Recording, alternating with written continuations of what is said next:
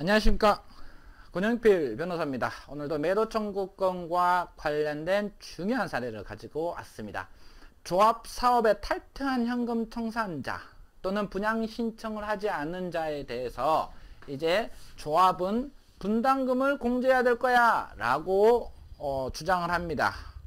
중요한 것은 이렇게 이 분담금 공제가 어떠한 경우에도 가능하냐? 그렇지 않습니다.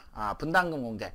왜냐하면 현금 청산자, 이제 현금 청산자라고만 하겠습니다. 현금 청산자는 조합 사업을 끝까지 유지하지 않고 중간에 탈퇴한 잔데 이 사람에 대해서까지 조합 사업과 관련된 분담금, 즉 확인되지도 않은 이 사람이 조합원이었던 이 시기까지, 탈퇴 이전까지 분담금은 납부를 해야 된다는 것은 약간 모순적이기 때문에 그렇습니다.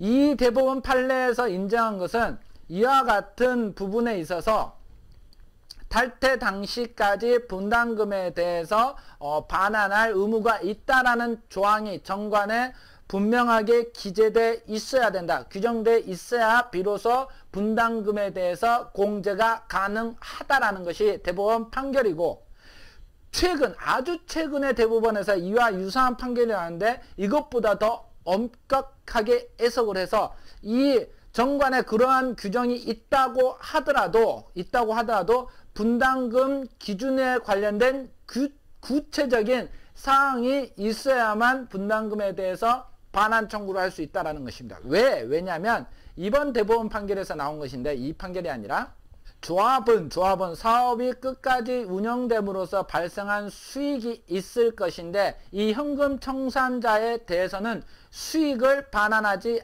않다고 말을 하고 있고, 특히 분담금에 대해서 과도하게 인정을 하면은 이 현금 청산자, 그러니까 조합 사업에서 탈퇴하는 이 사람들에 대해서 탈퇴를 사실상 어렵게 만드는 부담이 될 수 있다라고 해서 이 사건에서는 조합 정관에 규정돼 있어야 된다라고 판단을 했지만, 거기에 더 나아가서 규정이 있다고 하더라도 구체적인 기준이 설정돼 있어야 되지, 그렇지 않은 경우에는 분담금을 반환 청구할 수 없다라는 것입니다.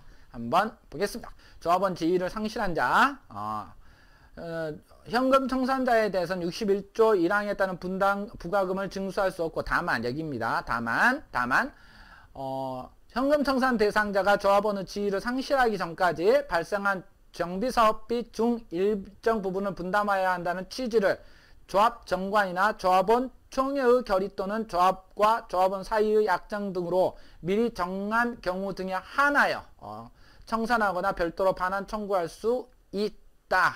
그래서 이 사건에서는 이렇게 위 규정들만으로는, 그러니까 어떤 경우 규정이냐면 조합원이 정비사업비 등 납부할 의무를 부담한다는 일반적인 의무에 불과하다. 그러니까 분담금을 납부해야 된다. 즉 현금 청산 대상자, 그러니까 조합 사업을 탈퇴했다고 하더라도 그 탈퇴 당시까지 발생한 분담금을 부담해야 된다는 그런 구체적인 규정이 없는 한 청구할 수 없다라는 것입니다. 처음에 말씀드린 것과 같이 이 사건 이후로 이제 조합 정관에 이런 내용이 들어갑니다. 그러나 이런 내용이 들어간다 하더라도 그 구체적인 기준이 정하여지지 않으면 그 역시 청구할 수 없다라는 것이 이번 대법원 판결입니다. 오늘도 수고하셨습니다. 고맙습니다.